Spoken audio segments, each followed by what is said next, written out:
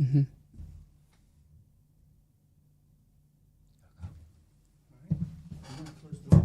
Okay.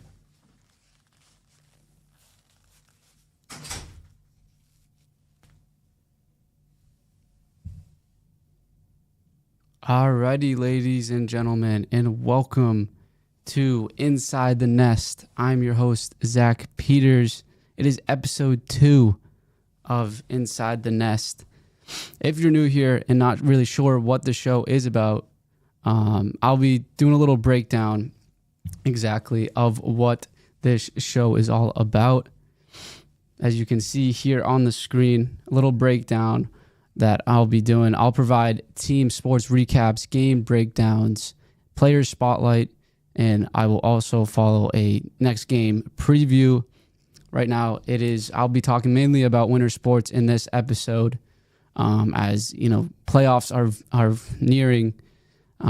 Starting next week, the last home games are actually this weekend for Westfield's basketball teams. Hockey team just had their last home game yesterday, and then they go on the road for their last regular season game to face on Fitchburg State.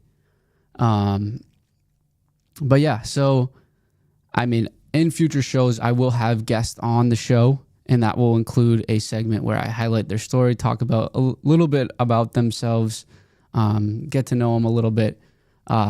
So yeah, I mean, let's just get right into it. Let's talk sports. This show compared to my first show is a lot more professional, a lot more advanced. I'm learning all the technical sides of things. So stick with me if, I am slower to things, but it is a learning curve. So I am learning. But yeah, well, first we'll just get right into, last weekend. So around the 14th and the 15th, we will be talking about, first we'll get into the women's track and field. They won the MASCAC championship. That is back-to-back years. They've just been so dominant. The women's track and field, the Owls finished with 250 total points at the meet, winning by 117-point margin over the second place team. So that just shows you how dominant they are. I mean, as you can see that picture there, everyone super happy. And, of course, the one person that is holding the trophy is Eliza Lee. And more on her. She was also awarded MASCAC Field Athlete of the Week. So congrats to her. She's just been super dominant. So yeah, shout out to her and everyone a part of that. So yeah, I mean, congrats to her. She's doing an amazing job. She's always just shown so much heart, and yeah, I mean, it's just so hard. I mean, she competes at such a high level, and you love to see that. So shout out to her. Shout out to Eliza Lee and everyone that has been helping her get through her journey. Like, it's not easy to be a dual sport athlete. I mean, I know she runs cross country, I believe, and as well as in the spring. So yeah, congrats to her.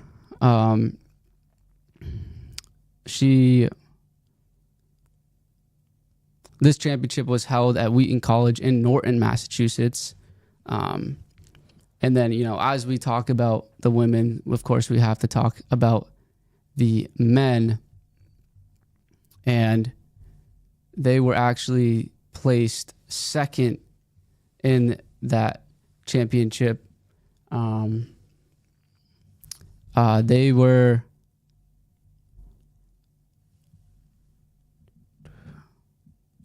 They had relay highlights. The four times 400 relay team played a key role in earning points towards the team's second place effort.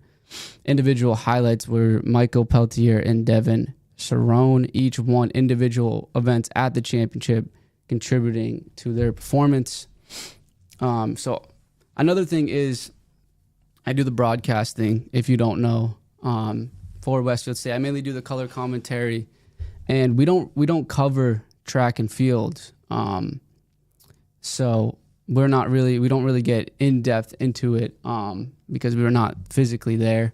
You'll see me get a lot more in depth into hockey and basketball that I'll talk about a little later on, and as well as our other sport that I'll be highlighting, and that will be swim, and the swim and dive team at the Little East Conference Championships, where they placed 6th overall. Emily Donato out of Westport, Massachusetts, earned 2nd place in the 200-yard back breaststroke and won her silver medal of the weekend. And Zapata also recorded a silver medal finish, contributing the Owls' individual scoring at the championship. And they did place 6th place, I believe, out of I want to say it was out of 11 total teams. So good job for them. I mean, our swim and dive has, kind of been in the rebuilding stage. I know our indoor pool was under construction for a while. So good to see, highlight stars and performers and just go out there, try to have fun.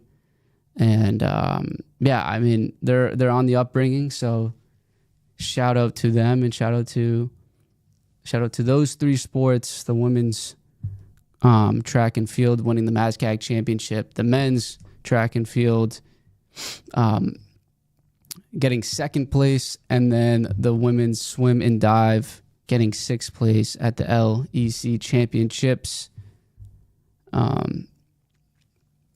So yeah, those are the 3 sports, that I'm not really in depth on and not really aware of, because again, we don't cover them. But shout out to all these athletes. They're working super hard. It's super hard to be a student athlete. I mean, winter's tough. There's that. It's cold out and whatnot. And so good job by them to keep focused and performing at such a high level.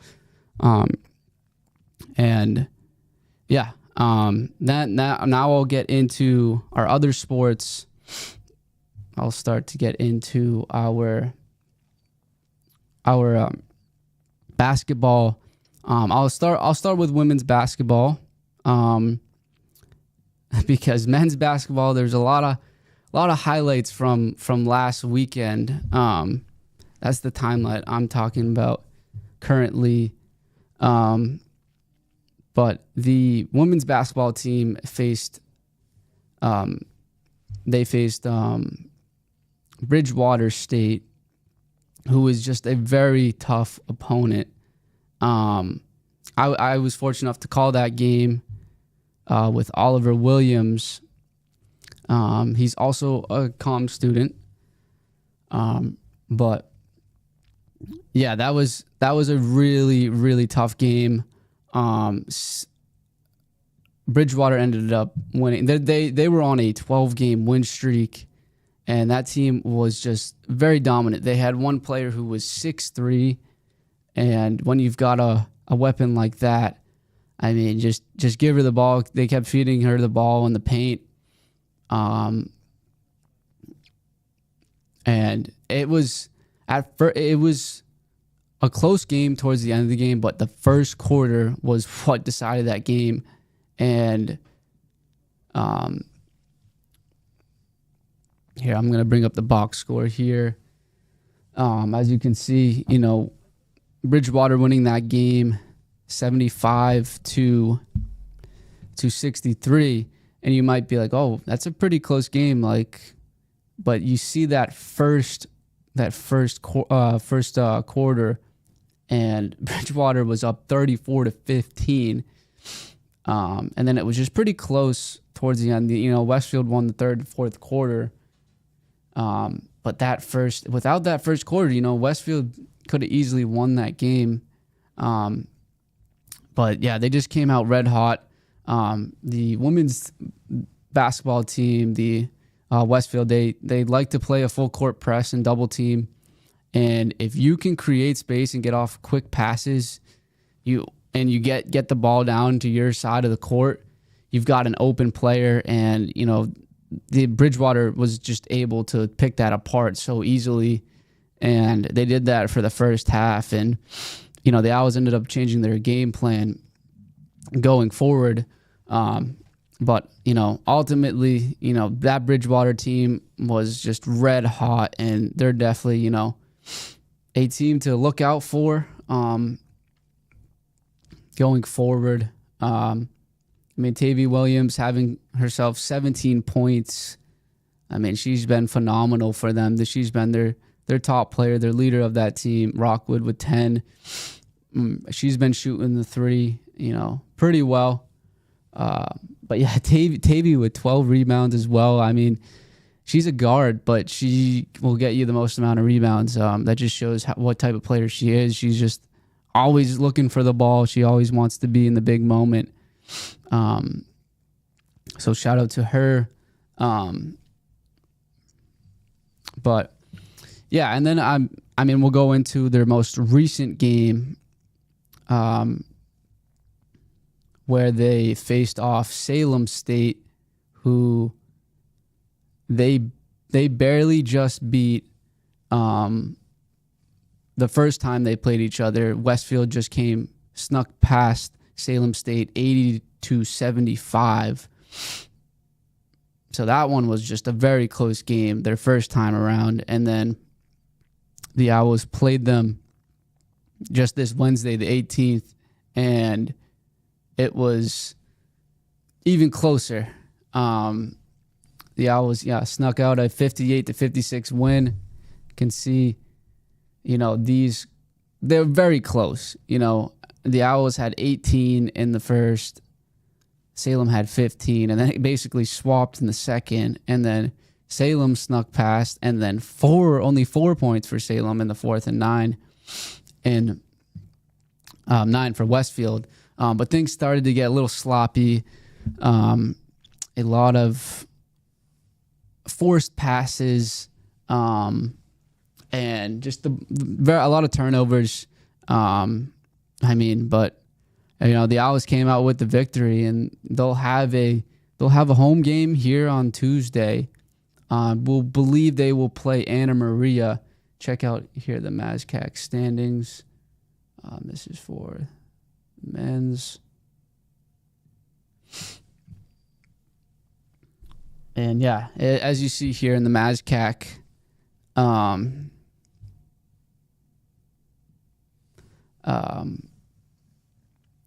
Bridgewater State is just in a commanding 13-0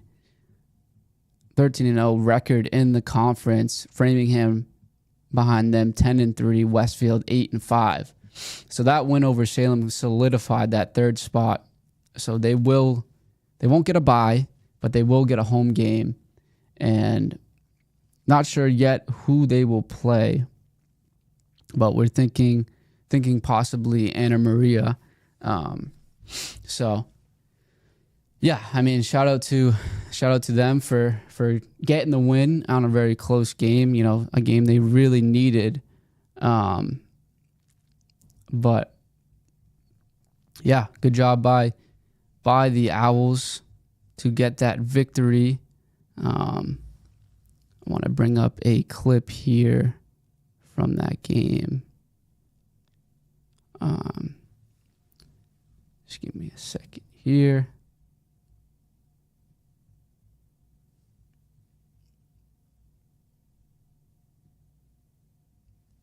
So yeah, this is kind of what I'll be talking about here in this game. You can see it's a very, very close game. It is a 53-52 game. Here, let me move that out of the way so you guys can see better.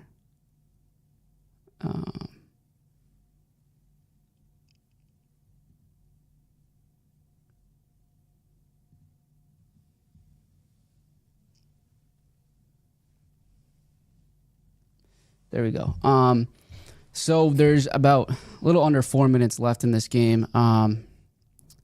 I'm kind of just going to let it play out to start.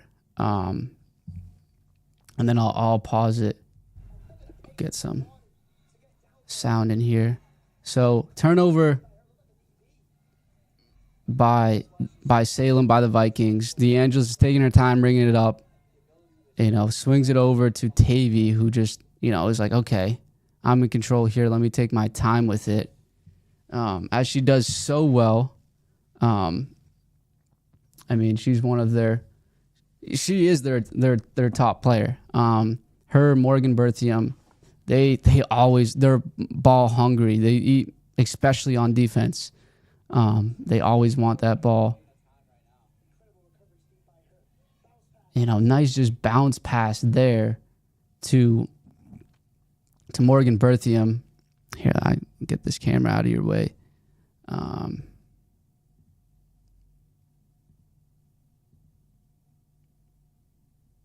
I'll just go in this. Sorry, bear with me here. I'll just go in this corner for now. But yeah, let's go back to this. We'll do a little replay here. Tavy just taking her time with it. Morgan Berthium just gave too much room. I don't know, the defender was so far off. And, as you can see there, she's calling for it. And then uses her speed, the dual sport athlete, Morgan Berthium. As she is a renowned soccer player, won a championship with them. Good pass, defender's back is just towards Berthium and just easy layup for her. The Owls grow their lead to 3 after that bucket. And this is kind of more of the turning point in the game. And, as you see here, tight defense. We can see Berthium's always looking for that ball. As he just strips that one away, keeps it in bounds. Gets it to Galvani, and Galvani hits the 3. And, right from there, they kept the lead for the rest of the game. And then they ended up, they didn't need to score another point, fortunately. That was all they, ended up scoring. So they did a good job on defense to prevent Salem from getting another few points to try to tie that game up. But yeah, you got to give credit to Morgan Berthium and Tavy Williams. They're the life of that team, and they're the reason why they won that game. Galvani I believe she was at 4 fouls when she hit that 3. And I remember Oliver saying, like, oh, I'm surprised she's still out there. Which is a very good point. And it makes sense. You don't want to foul one of your top players out. But at the same time, she's so crucial from beyond the arc, and she's a great 3-point shooter. As you saw there, that's why she was still out there. And, she ended up kind of, solidifying that game. Obviously, there's still 3 minutes left, but, they ended up winning that game. So ended up being the game-winning shot. But, yeah, she ended up fouling out, like, just a few minutes later. But, Bertini just trusts in her players. They have those 2 lines, and good job by them to get the win. And, Yeah. Um, and yeah, now they host a MASCAC playoff game, which is huge. But yeah, that Bridgewater team is definitely the team to beat. But some young stars that really stood out to me in that game, especially. I mean, obviously we can say Tavy Williams and Berthium, but they're seniors, and obviously they're graduating, so they won't be here next year. But for players, that are young, that stood out to me was here. Give me a second here.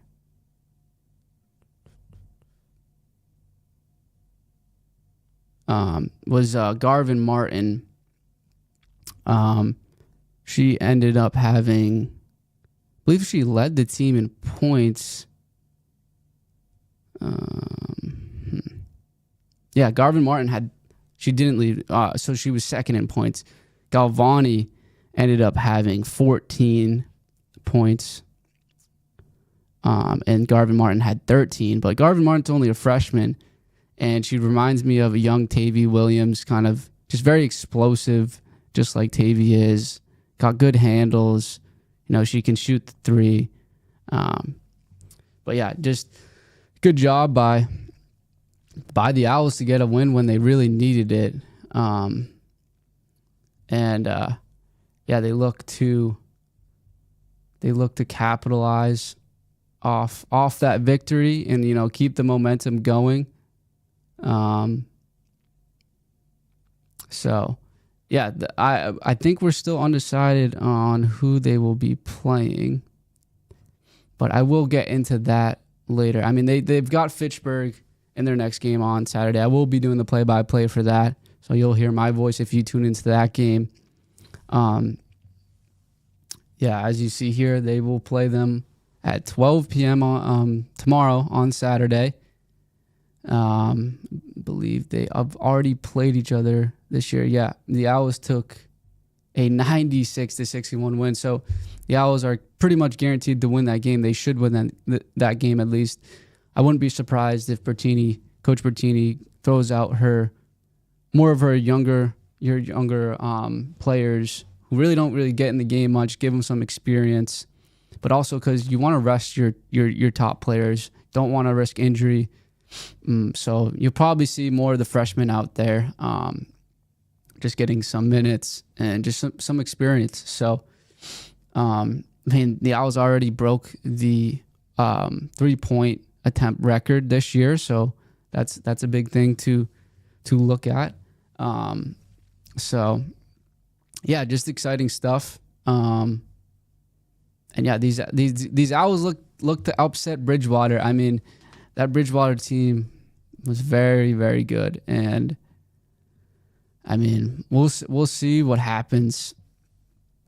Playoffs, always something crazy happens. It never fails. Some teams that aren't really expected to win end up winning. I mean, look at the World Series a few years back when Texas beat the Texas Rangers beat the Arizona Diamondbacks. Like, we did not see that. We did not see that coming at all.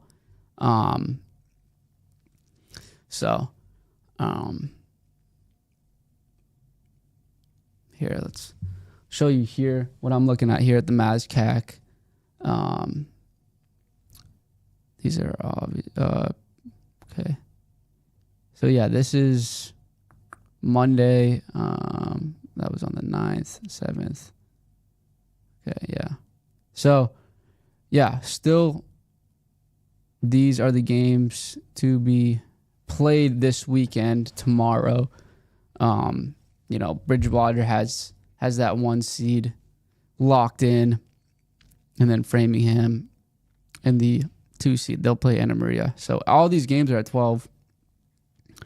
But yeah, we'll see what happens. Brackets are yet to come out.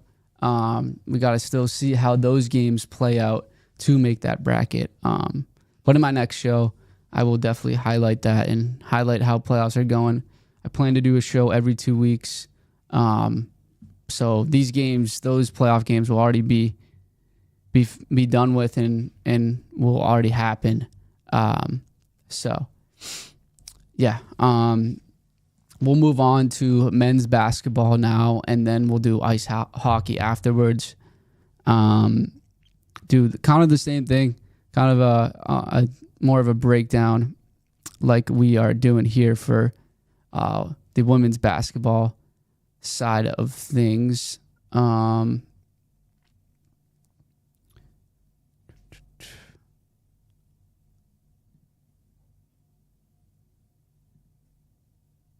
But the Owls are, the men's basketball team is the team to beat. We'll track back to the 14th, Valentine's Day. That game is a game to remember, to say the least. And you might be wondering why. I mean, if you're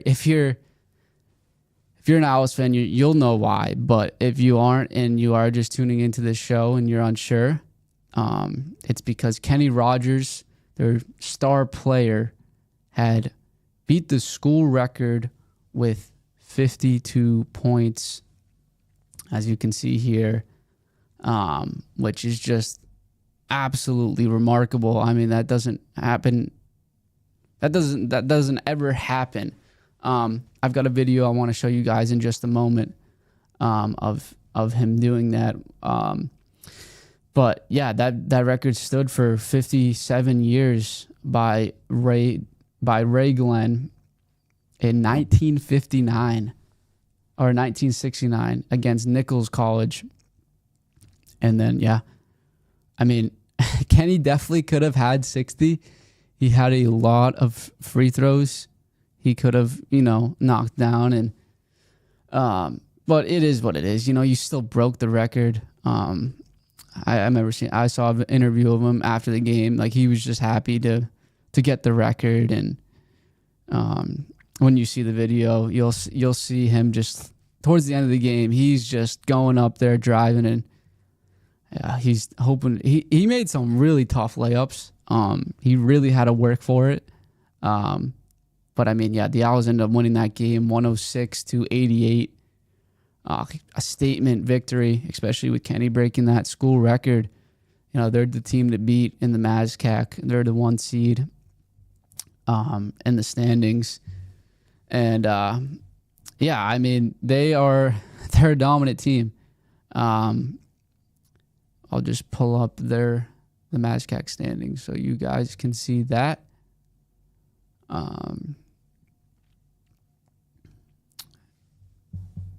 That's not it. That's baseball. And next show I'll preview sports, spring sports. We're getting closer, but I really want to highlight, the basketball, the two basketball, ice hockey, track and field, swim and dive. I just want to highlight those to start because, their seasons are wrapping up, and by the time I'll have my next show, the MASCAC playoffs will be well underway. But here we go. We've got the standings here. You see Westfield with a 11-2 record in the conference, and Worcester State right behind them with a 10-3. They'll both be the top seeds. They'll have a bye, and I believe Westfield will play the winner of, I want to say it's Fitchburg and Salem, if everything goes according to plan as of today.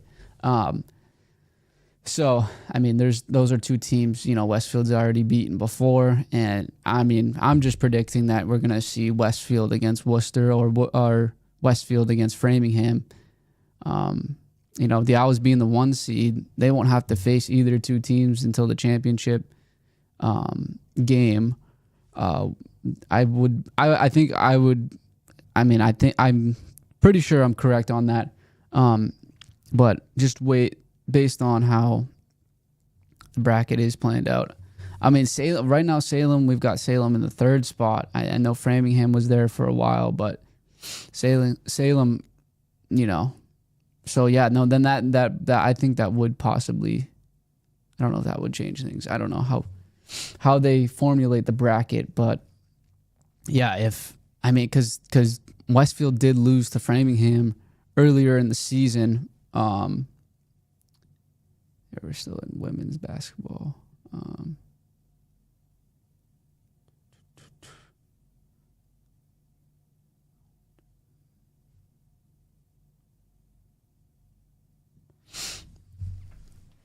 Yeah. Yeah, they ended up losing to them. Let's see, I think it was the 31st. They ended up beating them at Framingham 67-62, and then they ended up losing to them at home 77-66. That game was just an interesting game. I ended up calling that game.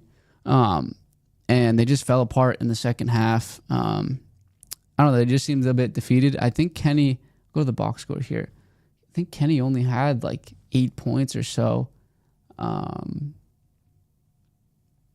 See, Kenny, he had 12 points. I mean, that's an off game for him. He's normally racking up at least 20 points. Some games 52, like we saw against Bridgewater State. But yeah, they ended up, obviously the Owls ended up beating Bridgewater. And so I will pull up that video of Kenny beating the record. Just got to pull it up here in a minute. Okay.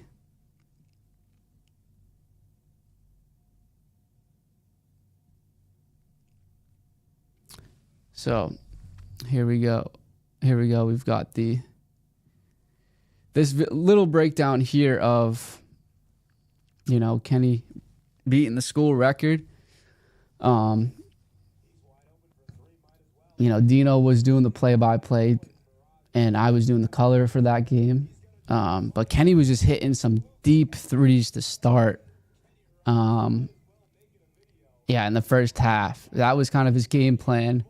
Like, that is deep right there. And then towards the second half, he kind of just decided to just drive, just go for the layups. The space was there. They knew he was shooting three, as we can see here. He ended the first half with 20 points. But yeah, you can see how deep this one is. Like, just no one around him. Like, he's got Craig open in the corner. He's got Jason James there too, but like not very tight defense. So Kenny just pulls up from deep and just bang. So that was kind of his game plan in the first half. And it's kind of smart, because then he's like, all right, I'm going to drive in the second half. They think I'm going to pull up from three, and I'm just going to surprise them and just, drive the paint, score points that way. And, yeah, he obviously beat his career high in that game.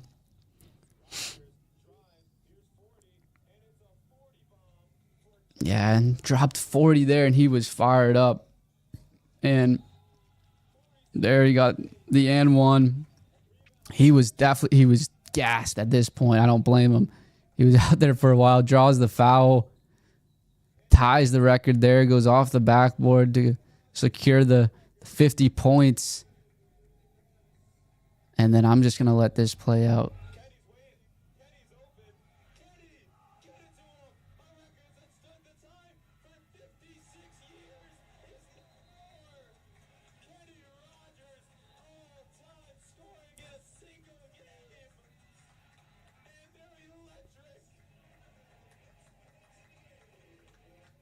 Yeah, that's just a remarkable moment there, and something to just be highlighted, absolutely. And, with that performance by Kenny Rogers, he broke a record, and rightfully so. I don't know if we'll see that ever again. I mean, that's the thing. That record stood for so long. It stood for 57 years. So shout out to Kenny Rogers. Shout out to the Owls for coming away with that, for that win, and coming out on top, I mean, against a MASCAC rival and the Bridgewater State Bears. And as I do on this show, I do a player spotlight, and it's hard not to say it's hard not to say Kenny Rogers. You know, he is the, you know, player of the show, player spotlight. You know, we don't know when we'll ever see that again. It's just something that is just so remarkable, and it's worth noting, of course. So shout out to Kenny.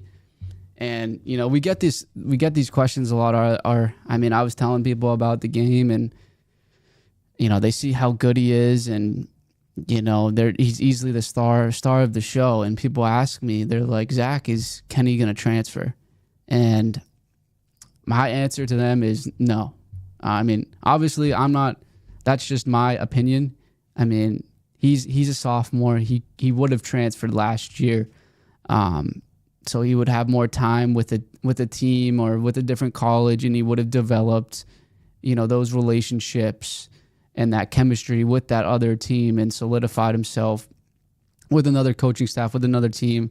And here he's the star of the show, and, you know, why not just play ball and just enjoy the game? And that's what he gets to do when, you know, he puts on that Owls uniform. And yeah, he's still got 2 more seasons. He's nearing 1,000 points in his career, and he's only a sophomore. I think he's 14 points away. He put up 10 points in his last game. I'll get into that game in just a moment. But yeah, just remarkable by Kenny Rogers. So yeah, I mean, people ask that question: is he going to transfer? I mean, he could easily play D2, if not D1. I mean, he's a very good player, and, you know, he's got such a good work ethic, and he goes hard at it every day. So I mean, I've seen him in the gym at school, so he's working hard, and so is everyone else. I mean, Jason James, Thomas, Azialah, Joe Thompson. Sorry, excuse me. Yeah, Joe Thompson, Azialah, Jason James, Keith Mency. You know, they all are just such hard workers, and you see why, you know, they excel at the game. But yeah, now we'll get into their most recent game, which was against Salem State, which, you know, that game was close for a while, and I was kind of getting a little nervous that it was going to be a similar outcome to the Framingham game, but the Owls won that game 84-77. That game was pretty close, you know, as you can see. In the first half, Salem was up 38-30, and I believe the Owls went on like a 15-2 run. Ended up winning that game, as you see there. And the game plan was a lot different. It was a lot different. It wasn't like just give the ball to Kenny and just go score. It was, you know, feed the paint to Joe Thompson. He put up 22 points, 15 rebounds. I mean, Jason James got 16. You know, he's been firing on all cylinders. He can go up for hard layups, but he can also, you know, score beyond the arc. Azialah and Keith Mency both had good games as well. A few threes by them, and put up 15 points each. And Kenny put up 10. And, you know, he almost had triple-double, quiet triple-double, 10 points, 11 rebounds, 7 assists. So 3 more assists, he would have had triple-double. But, you know, that's an off game for Kenny. But That just shows how good of a player he is. The Owls win. They didn't need Kenny in that game. They wanted to, diversify a little bit, get their other players heated up a little bit. Joe Thompson, he had a really good game.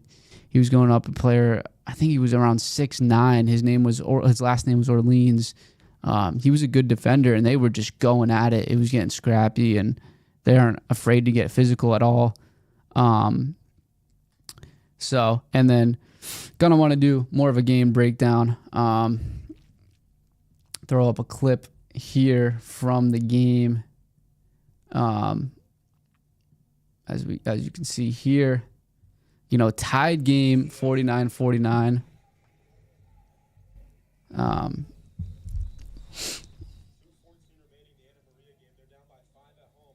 And right here, big takeaway by the Owls. It was like right back and forth. Everyone was scoring. And, that seems like he missed it, but it called for a goaltending there. As the whole bench was reacting. So you can see, they score that drive. Salem drives down, searching, not really having an answer. A missed jumper taken away by Kenny.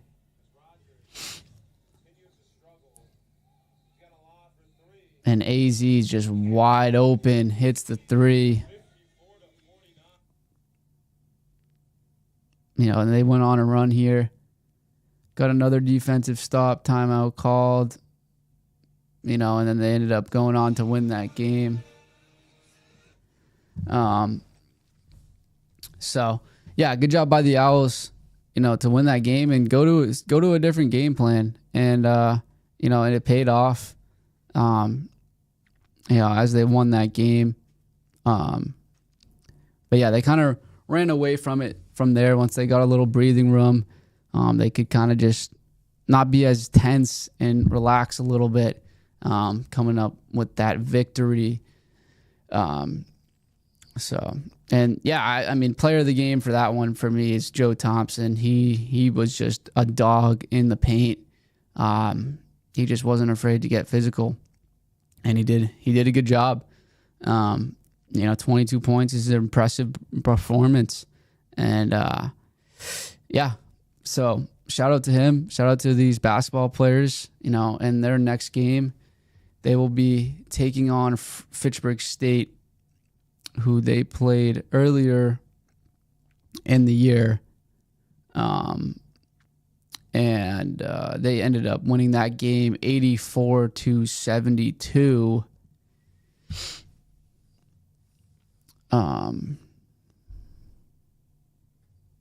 As you see there, pretty close game actually in that first half. Fitchburg was actually up. They were consistent. They scored 36 points in both halves, and the Owls just took it away and put up 52 in the second. Kenny had 21 in that game. Joe Thompson had 19. It seems like when both big guys are firing, this team excels. AZ Law had 23. So there you go. That's three players right there with almost 20 points. That's going to get the job done. And then you mix in Xavier Lewis had 11, who's been injured, but I got word that he will be back for this game against Fitchburg State. So that's good to see him back and healthy. He's a big playmaker for them. And, for framing Fitchburg, Jalen Jackson, number 21, put up 20 points, and he's kind of just their key player there. We'll see. The Owls don't really need to win this game necessarily, but it might be the same thing where we see more of your younger players and those freshmen out there just to get some minutes out on the court. We'll see what happens. but yeah, that's for men's basketball. You know, they're in a good spot. They've solidified that one seed um, in the MASCAC tournament. So, and then now I will switch over to focusing on some men's ice hockey. Me and Dino called, I believe, one of our last games together for ice hockey. Me and Dino have been doing all the games this year. Dino is the play-by-play guy for the hockey games. I'm hoping to get him onto the show. He's a great character. He's a great guy. He knows his sports. He's passionate about it. He's a hard worker. But yeah, I'm planning to get him on the show soon. But yeah, we called that game, and obviously they're playing Salem. All of Westfield Athletics were playing Salem this week, and earlier on the season they played each other, and the Owls actually lost to them in a shootout. It was a 3-3 game, and at the end of regulation, and then they went into a shootout, which was an interesting game because looking at their last game against each other, this was on January 24th. Salem was up 2-0, and then they were up 3-0. Or they were up 2-0, and then the Owls scored 3 in the third, and then it was a 3-3 game. Yeah, as you can see here, Brett Williams started the scoring. It was a 2-1 game, and then a 3-1 game, as they say, is the worst lead to have in hockey, and it was proven in this game. And the Owls scored 2 to get on a good run. And then they ended up losing in the shootout. It went 2 rounds, just no goals at all for Westfield. So they got to work on the shootout. I know it's obviously something hard to prepare for, but yeah, I mean, and then they just played. Obviously, they just played this past last night at Amelia Park, and they lost again, but same result in a shootout. It was a 1-1 game. It was more of a sloppy game.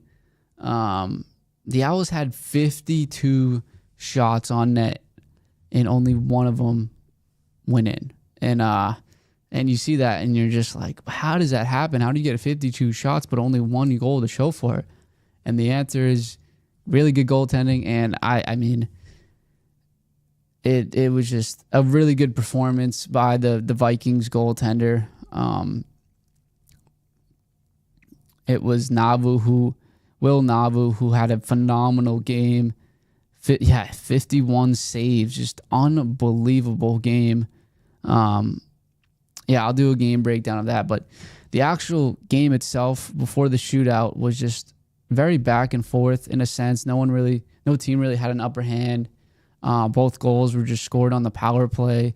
So it was going to see who's going to get, those mental mistakes and who's going to let up, that power play goal. And both teams did a good job at adjusting and defending the power play later on. And it's still a tie game, and it was tied up going into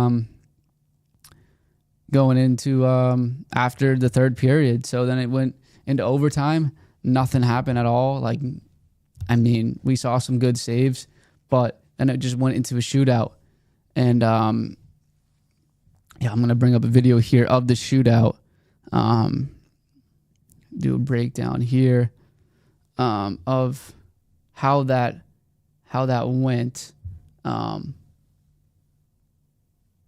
Both teams, just struggled to get something going offensively the whole game.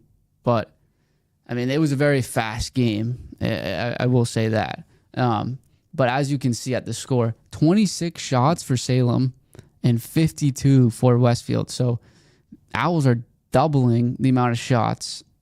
We won't play this whole video. As you can hear my voice there. So yeah, first attempt for Salem. No good. Good pad save there by Winslow. He's been an absolute brick wall this year. He's having himself a phenomenal year. But yeah, good save by him. Tremblay bringing it up now. And just glove save. Navu's like, get that out of here. So no one scoring on their first one around. Now here's Salem. Try to answer back. Try to get something going.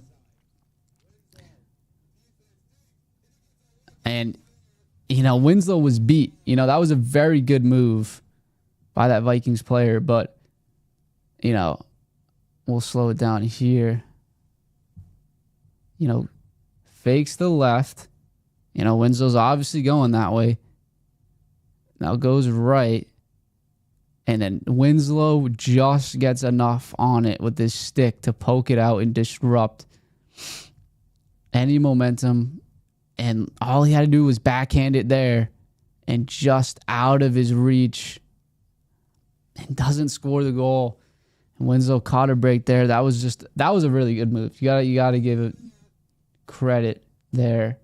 Good job. I mean, by Winslow to keep calm and poke at it and disrupt that. So now, the Owls are feeling good.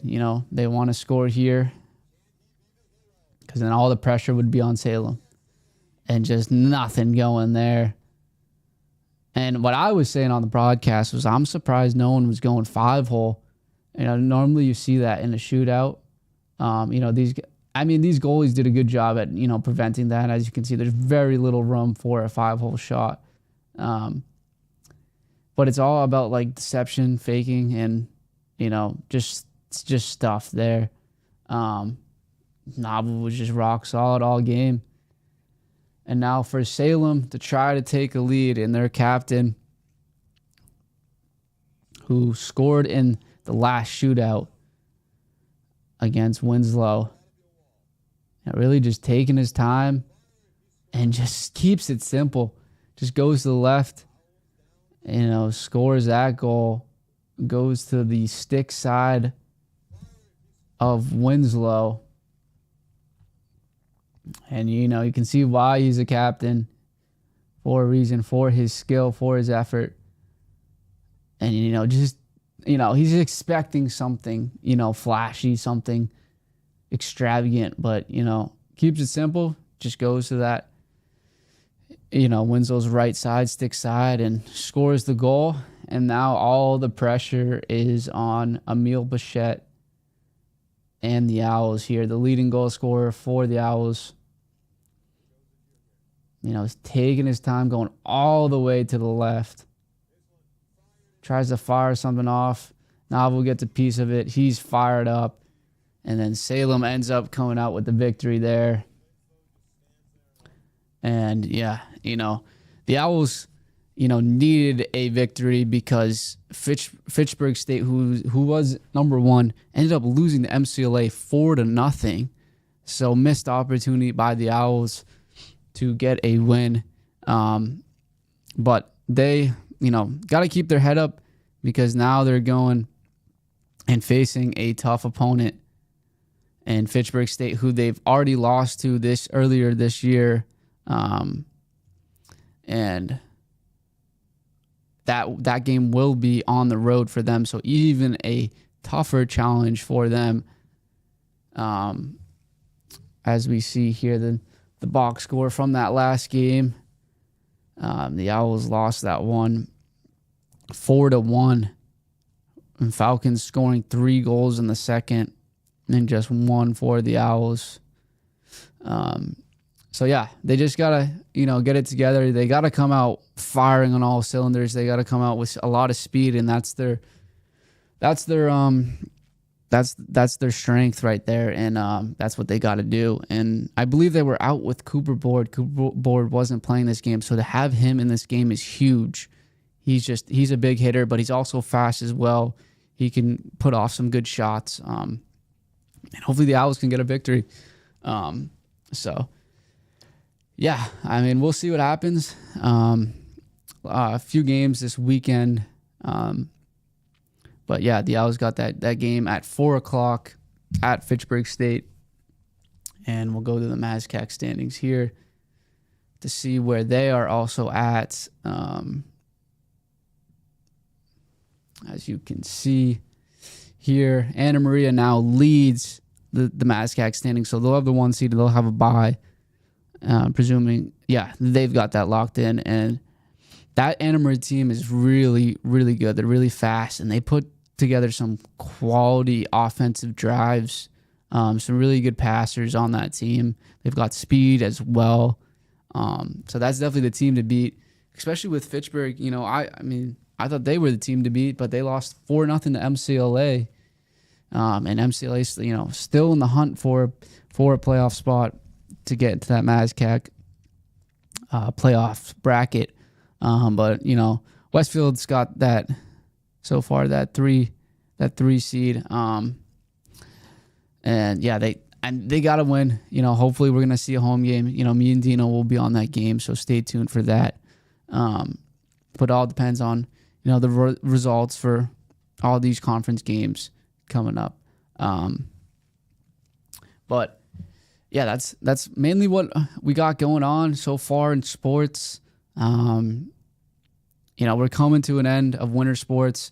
Spring sports are going to kick off very shortly, around the beginning of March, very beginning of March. I know lacrosse has their first game. I believe it's March 4th with the women's lacrosse team, and I will be on that game. I'll be doing the play-by-play. Baseball kicks off, but baseball has a lot of games that are actually during the week, and it's because Anna Marie joined our conference, so a lot of the schedulings are very different how it's been in the past. So if you are a viewer of the broadcast, just keep that in mind. If you watch the baseball games, softball will be getting kicked off as well. And I know preseason predictions came out. We'll go over that in the next episode.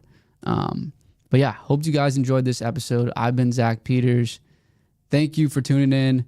I know it's a lot cooler. We got the whole setup going now. But it's just going to get better as time goes on. But yeah, stay tuned. You know, big weekend for Westfield State Athletics, and, you know, even next week, you know, with MASCAC playoffs coming around. So stay tuned.